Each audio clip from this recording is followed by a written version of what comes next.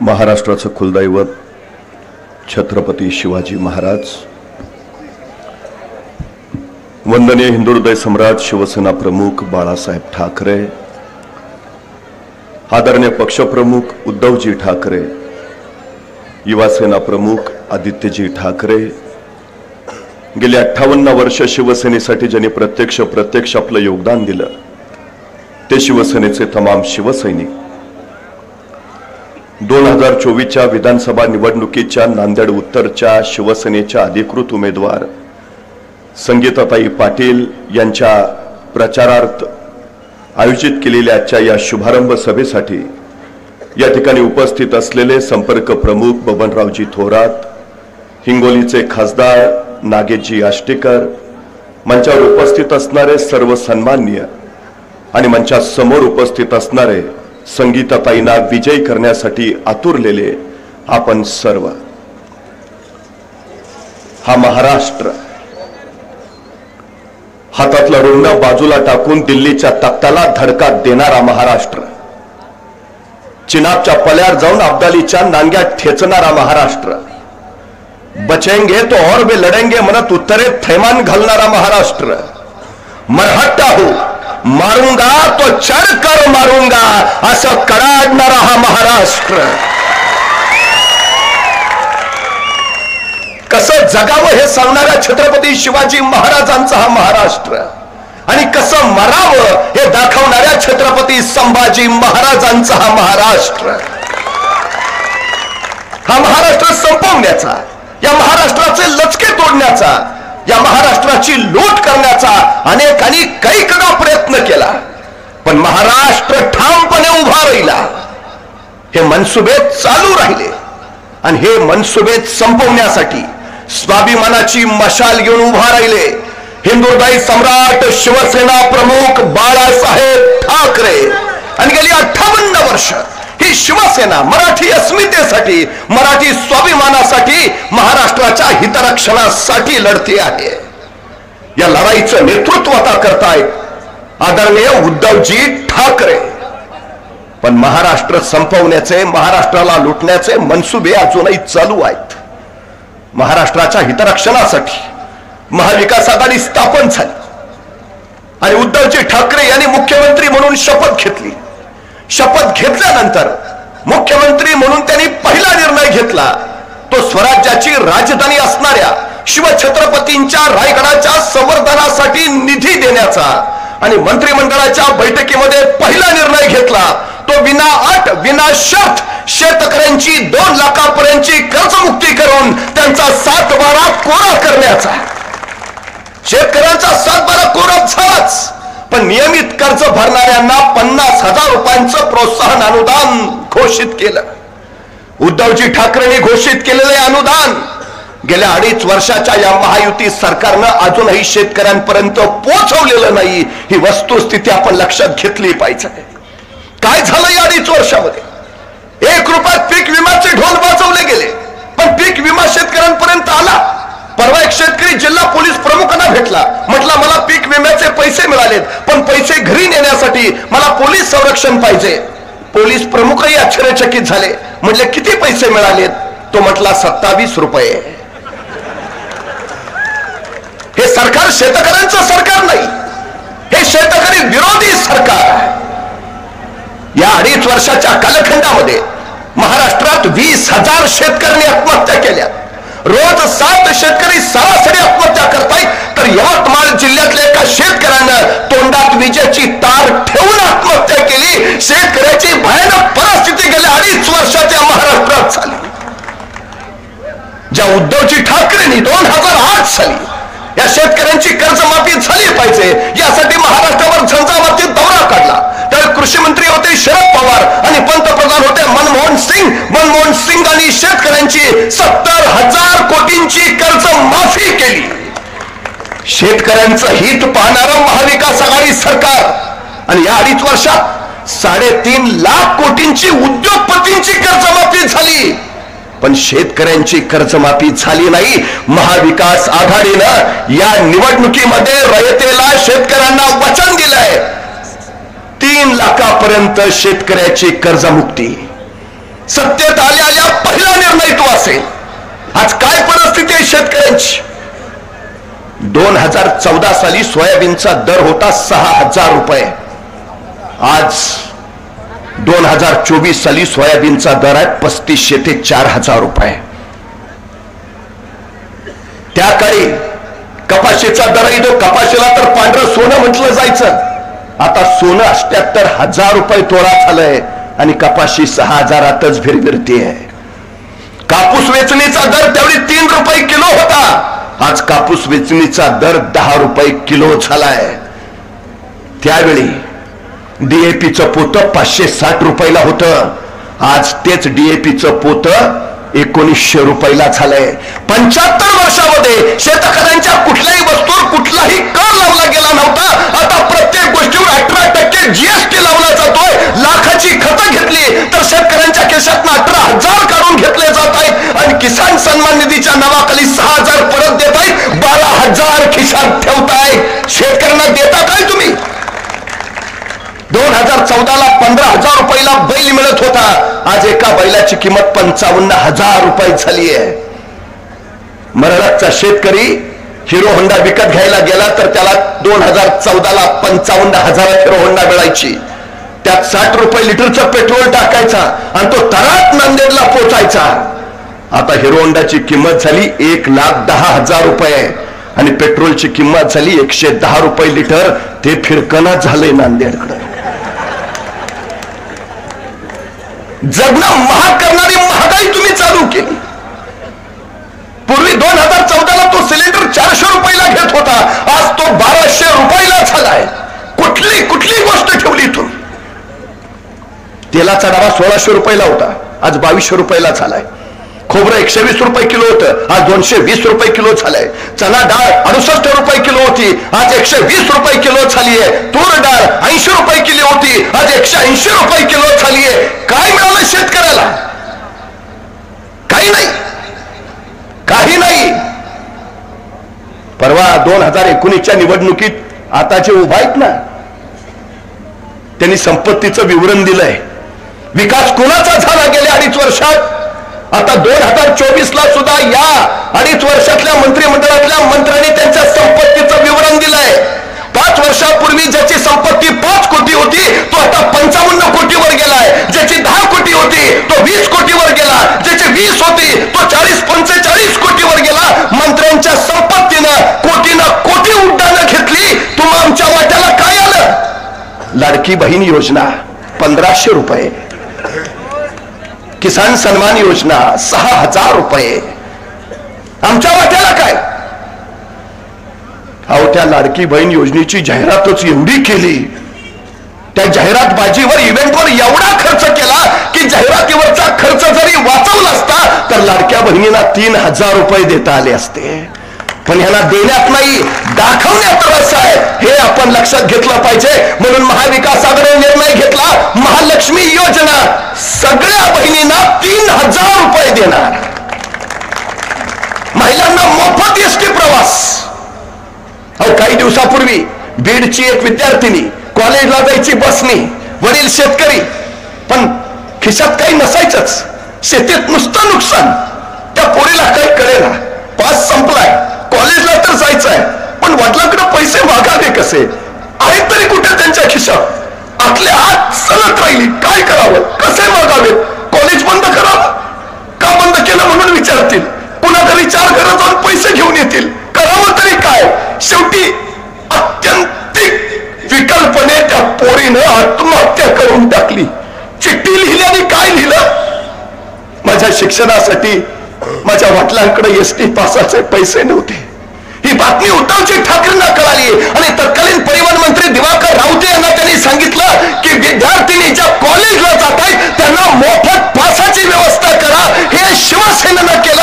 आता त्याच्या पुढचं पाऊल इथून पुढे सगळ्याच महिला मुली मोफत प्रवास करतील. हे लोककल्याणकारी कार्य. हे काय परिस्थिती आहे? गेल्या 2.5 वर्षाच्या काळात आष्टीकर साहेब 20,000 शेतकऱ्यांनी महाराष्ट्रात आत्महत्या केल्या. 20,000. रोज सरासरी 7 शेतकरी इथं आत्महत्या करतायत रोज. काय दिलं या सरकारनं शेतकऱ्यांना? शांतपणे विचार केला पाहिजे. उद्धवजी ठाकरे मुख्यमंत्री होते, पीक विमा वेळेवरच मिळत होता. नैसर्गिक आपत्ती आल्या, NDRFचे निकष बाजूला सारून उद्धवजींनी शेतकऱ्यांपर्यंत मदत पोहोचवली. शेतकऱ्यांसाठी कायम उभा राहणारा पक्ष म्हणजे शिवसेना, उद्धव बाळासाहेब ठाकरे. यांच्या काही नाही हो, गेल्या 2.5 वर्षात यांच्या नुसत्या घोषणा चालल्यात. अहो, प्यायला पाणी नाही, शेतीला पाणी नाही, आणि आम्ही नुसत्या योजना ऐकतो. हर घर नल, हर घर जल, जलकुंभ योजना, अमृता योजना. अरे एवढे बरं ऐकायचं काय? 5,000 कोटी दिले, 6,000 कोटी दिले, 3,500 कोटी आणले, आणि मग गेले कुठं? पाण्यात का खाण्यात? काय प्रकार काय आहे हा? अहो, एक खेडेगावात आईन तिला 2 मुलं, मुलाचं नाव विकास आणि मुलीचं नाव योजना. त्यांच्या गावात शाळा नव्हती, आईने शेजारच्या गावात विकासला शाळेला घातलं.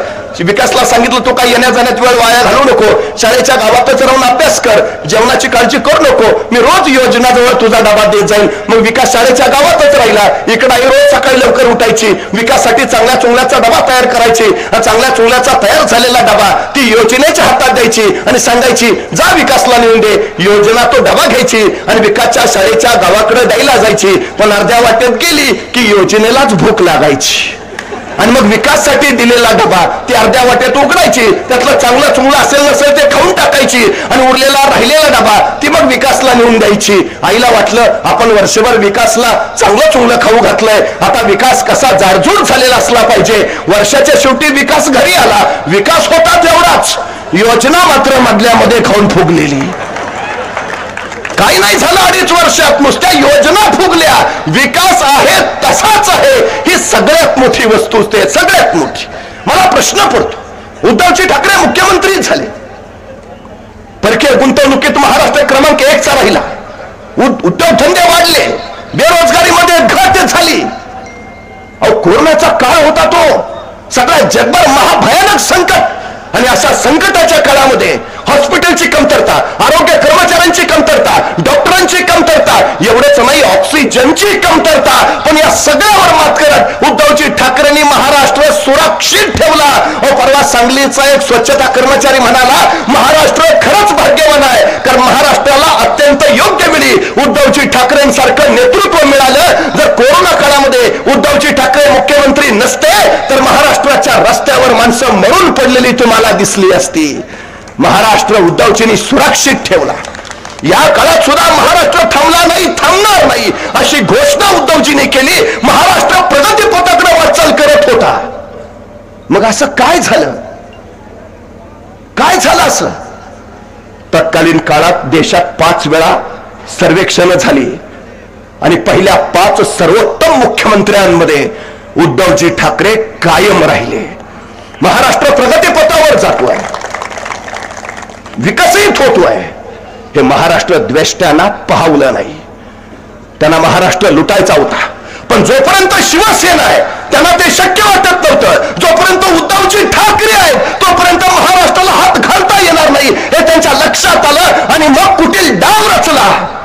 शिवसेना फोडली गेली, 40 गद्दार झाले. ती रात्र अजून महाराष्ट्र विसरला नाही, ज्या रात्री उद्धवजी ठाकरेंनी वर्षा सोडली आणि ते मातोश्रीकडे निघाले. अनेकांच्या डोळ्यात पाणी होतं.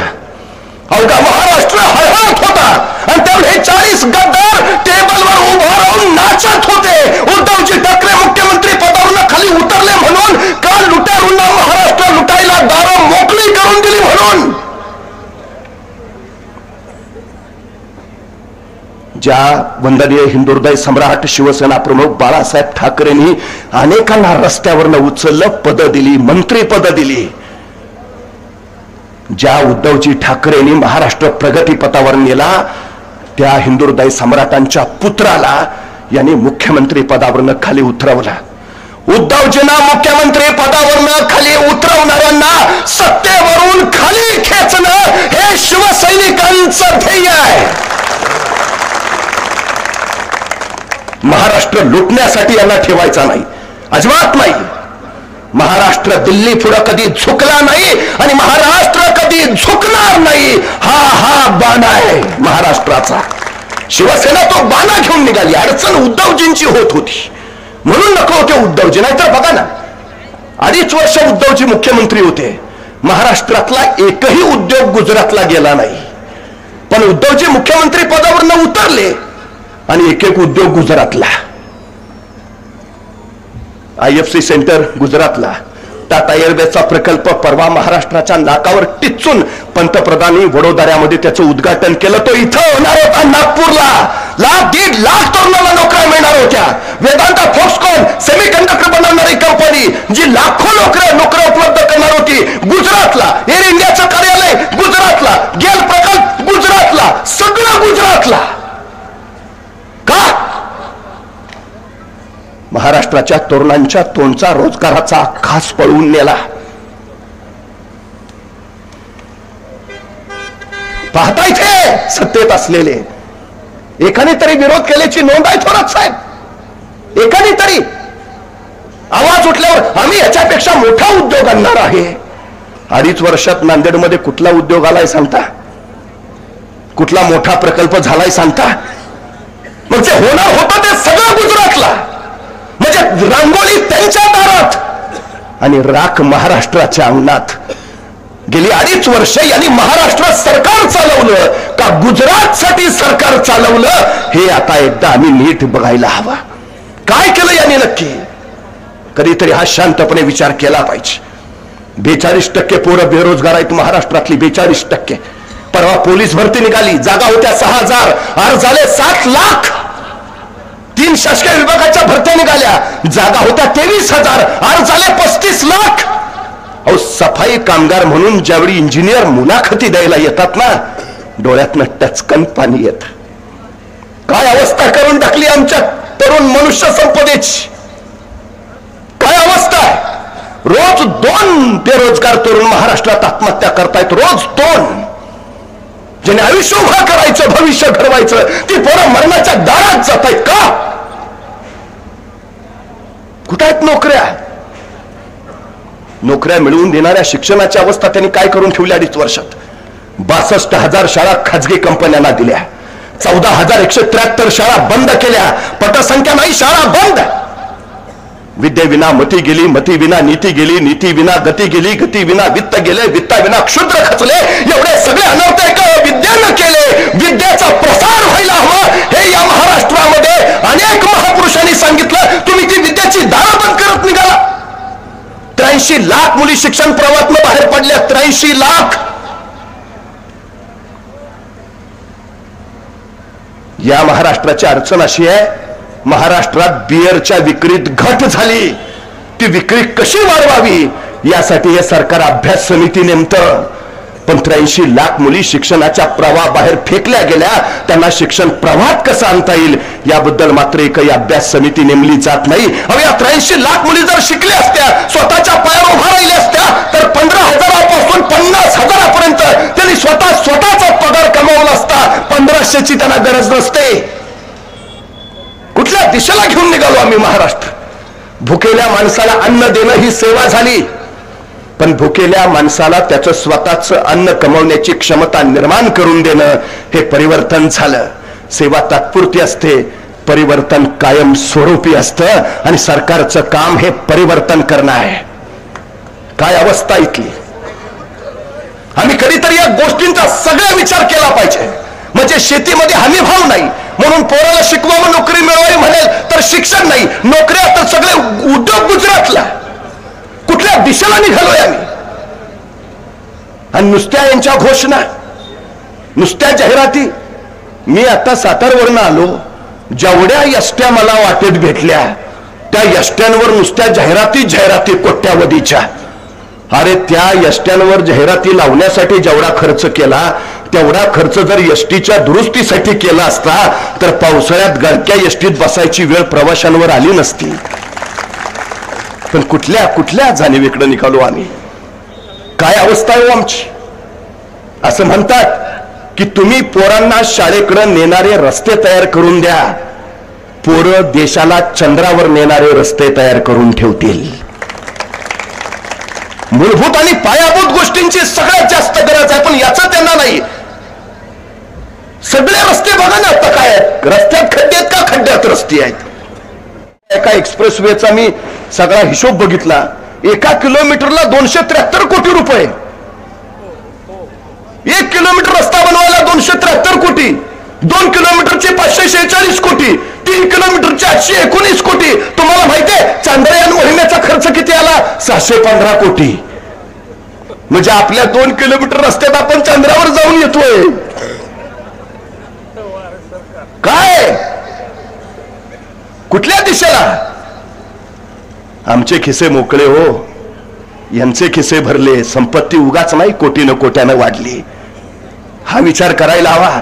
अहो त्या रस्त्यावरच्या खड्ड्यात आमची माणसं सरळ आपटतायत, पडतायत. माणूस पडला की हे तिघं भाऊ आष्टीकर साहेब लगेच त्याच्या जवळ जातात आणि त्याला लगेच उठवतात. आणि तो उठून उभा राहिला की त्याला म्हणतात आम्ही त्याला उठवायला मदत केली तुला, आता तू आम्हालाच मत देशील ना.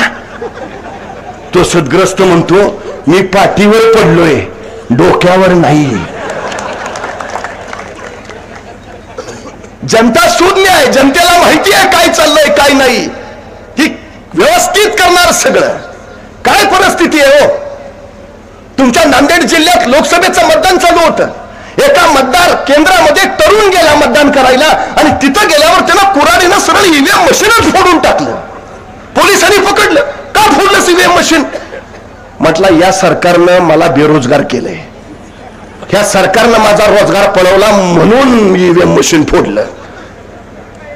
आता मला सांगा, तरुण संतप्तच आहेत, विषयच नाही, पण ईव्हीएमचं मशीन फोडून नोकरी मिळणार आहे का? त्यापेक्षा ह्या विधानसभेला संगीता पाटलांच्या मशालीचं बटन दाबलं आणि महाविकास आघाडीला विजयी केलं तर नोकरी रोजगार नक्की मिळेल. ही सगळ्यात मोठी वस्तुस्थिती आहे, सगळ्यात मोठी. आज थोरात साहेब नोटाबंदीचा वाढदिवस आहे. आज 8 नोव्हेंबर 2016ला आजच्याच दिवशी मध्यरात्री नोटाबंदी झाली.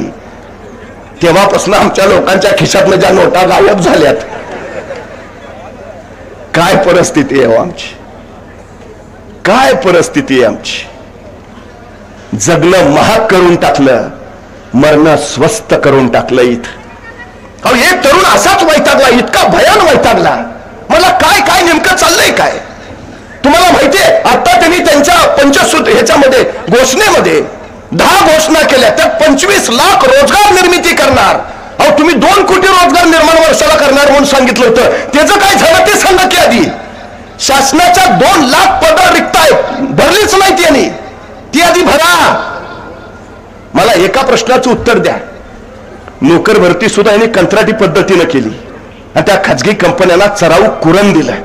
एक स्पर्धा परीक्षा दाखवा ज्याचा पेपर फुटला नाही, एक भरती दाखवा ज्याच्यामध्ये घोटाळा झाला नाही. वैतागला होता तो तरुण, एका चौकात उभा राहिला आणि मोठमोठ्यानं ओरडायला लागला या सरकारने बेरोजगारी वाढवली, हे सरकार बिनकामाचं आहे, त्या सरकारचा काही उपयोग नाही. माणसं जमली तसं त्याला अधिकच मला बेरोजगार वाढवली, महागाई वाढवली, सरकार बिनकामाचं आहे. तेवढे पोलीस धावत आले, त्याला उचलला आणि पोलीस स्टेशनला नेला. पोलीस स्टेशनला गेल्यावर त्याने विचारलं मला इथं का धरून आणलंय? इन्स्पेक्टर म्हटले तू सरकारच्या विरोधात बोलतोयस म्हणून तुला इथं आणलंय. तसा तो तरुण म्हटला अहो मी आपल्या सरकारच्या विरोधात नव्हतो बोलत, मी पाकिस्तानच्या सरकारच्या विरोधात बोलत होतो.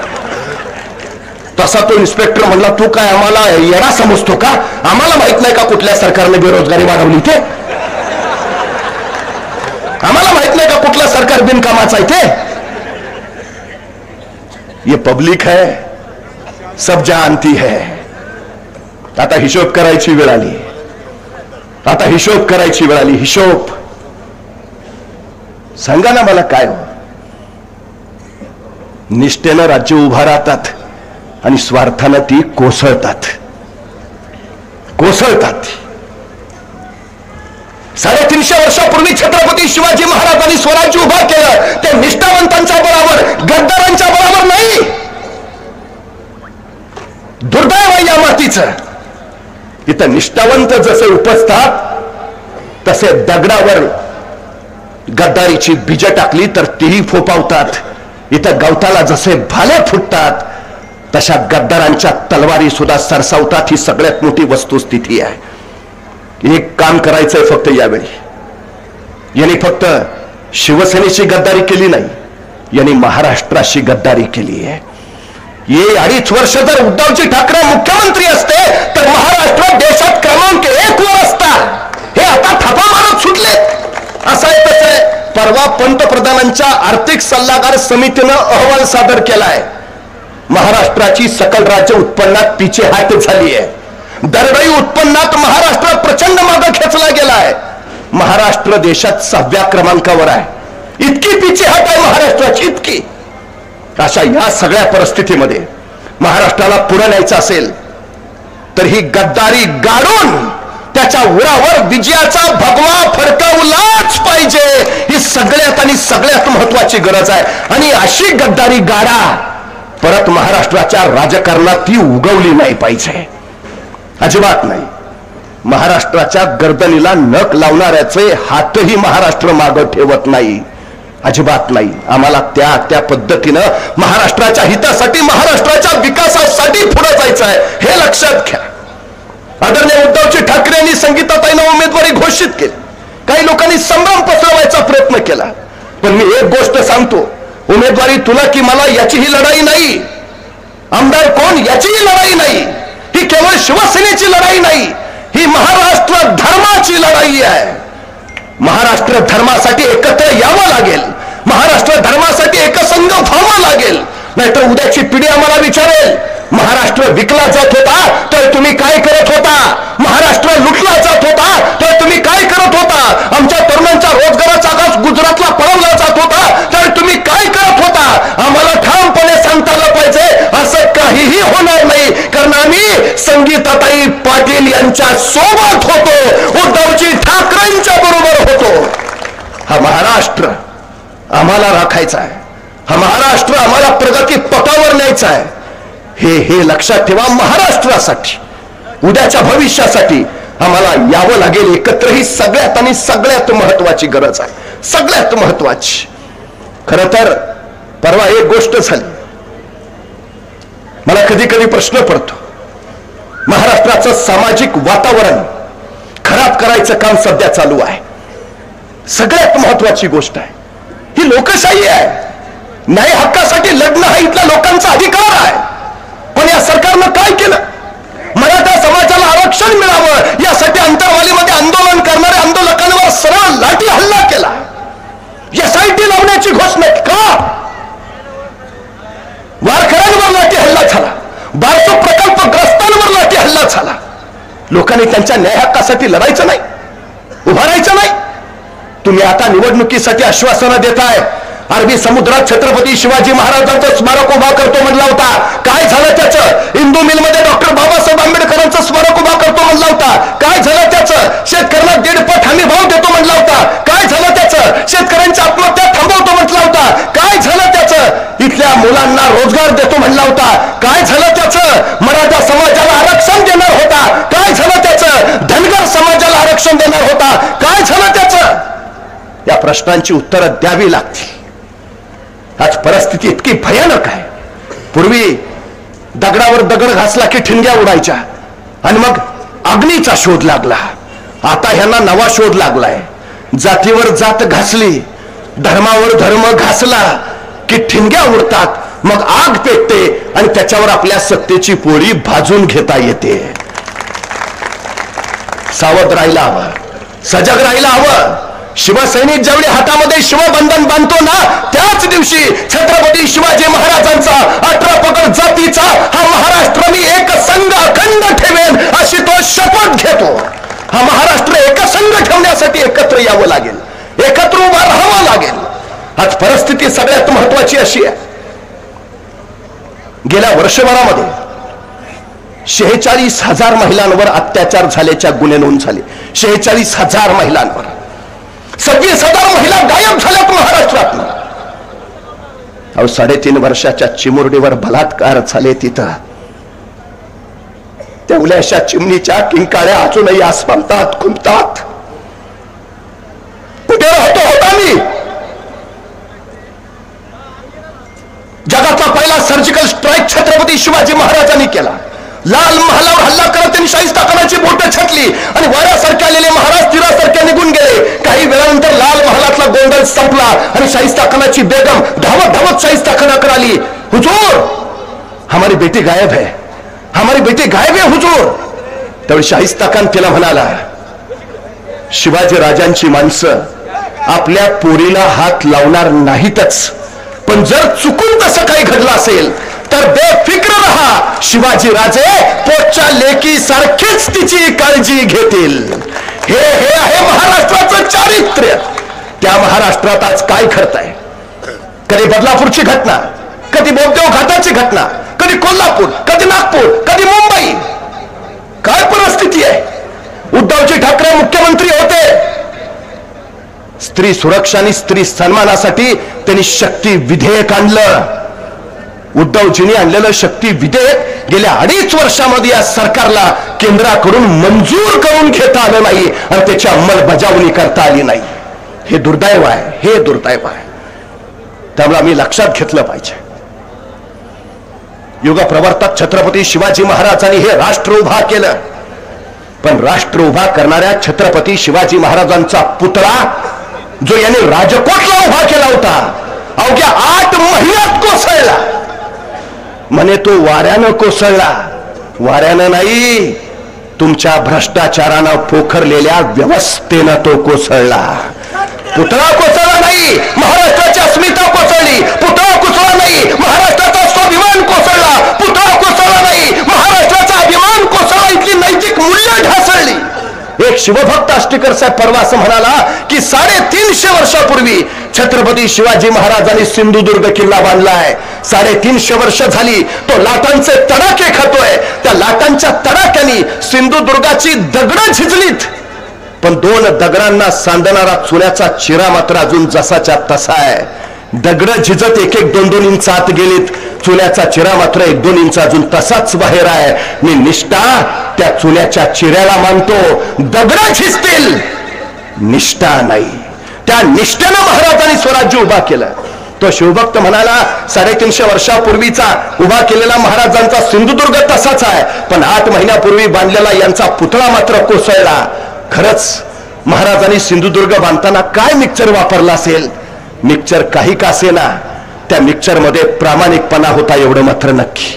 त्या मिक्सर मध्ये इमानदारी होती एवढं मात्र नक्की. बेईमानी करणारं हे सरकार उलटायला हवं आणि महाराष्ट्र हितरक्षणासाठी प्रामाणिक असणाऱ्या महाविकास आघाडीचं सरकार आणायलाच हवं. 20 तारखेला मशालीचं बटन दाबा आणि संगीताताईंना प्रचंड बहुमतानं विजयी करा. मशाल ती ज्या मशालीनं छत्रपती शिवाजी महाराजांनी स्वराज्याचं अग्निहोत्र पेटवलं, ती मशाल ती ज्यांनी आई जगदंबे पुढे महाराष्ट्र धर्माचं साकडं घातलं, ज्या मशालीनं स्वातंत्र्य चळवळीमध्ये क्रांतीच्या ज्वाळा उपाळल्या, ती मशाल धगधगू द्या आणि महाराष्ट्राचा अंधकार संपवू द्या. जगायचं असेल खुशालीचं तर बटन दाबा मशालीचं.